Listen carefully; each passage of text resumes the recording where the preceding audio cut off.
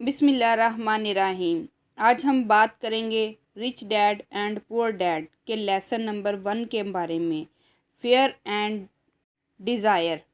उधर कहते हैं कि ज़्यादातर लोग पैसा कमाने के लिए काम करते हैं। इन्हें हमेशा एक अच्छी जॉब चाहिए होती है, अच्छी इनकम चाहिए होती है। बट ऑथर कहते हैं कि आपकी सैलरी कितनी ही क्यों ना बढ़ जाए, इसका कोई फ़ायदा नहीं होगा, क्योंकि सैलरी बढ़ने से आपके टैक्स भी बढ़ जाते हैं और आपके एक्सपेंसिव भी बढ़ जाते हैं। जैसे आपने कई बार देखा होगा कि जब लोग ज़्यादा कमाते हैं तो ज़्यादा खर्च भी करते हैं, जिससे इनके महीने के खर्च और भी बढ़ जाते हैं। मान लें कि एक न्यूली मैरिड कपल है, अली और सारा। शादी के बाद उन्होंने मंथली इंस्टॉलमेंट पर एक घर ले लिया और फिर कुछ टाइम के बाद उन्होंने एक कार भी ख़रीद ली, जिससे उनके महीने का खर्च और भी ज़्यादा बढ़ गया।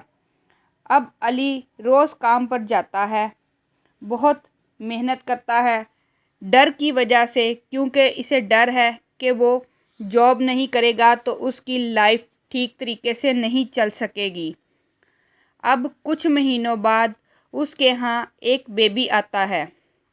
अब अली दो जॉब करता है, जिसकी वजह से इसकी इनकम भी बढ़ जाती है, जिससे जैसे ही उसकी इनकम बढ़ती है उसकी ज़रूरियात भी बढ़ जाती है, ख्वाहिशात भी बढ़ जाती है। अब वो ज़्यादा चीज़ें डिमांड करता है, उसके महीने की ज़रूरियात बढ़ जाती हैं, साइकिल चलती ही रहती है। लोग इन दो इमोशंस की वजह से सारी ज़िंदगी काम करते हैं। फेयर एंड डिज़ायर, इसी को रेट रेस कहते हैं। अगर आप भी मैक्सिमम लोगों की तरह अपनी पूरी इनकम ख़त्म कर देते हो तो आप रिच नहीं बन सकते। आपकी इनकम जितनी भी बढ़ जाए उसका कोई फ़ायदा नहीं होगा। इसलिए सलूशन बस एक ही है, अपनी इनकम को इन्वेस्ट करो।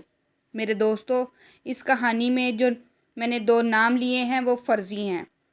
मेरी वीडियो पसंद आई हो तो मेरे चैनल को सब्सक्राइब, लाइक और शेयर ज़रूर कीजिएगा। अल्लाह हाफिज़।